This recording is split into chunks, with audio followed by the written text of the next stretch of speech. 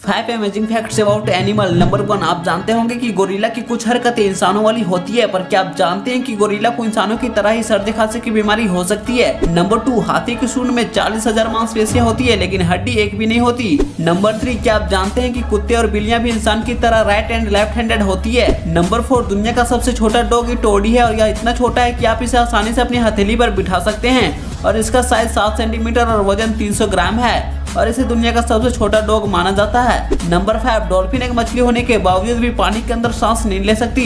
ये सिर्फ 10 से 15 मिनट तक ही पानी में रह सकती है, और इन्हें सांस लेने के लिए पानी की सतह पर आना पड़ता है।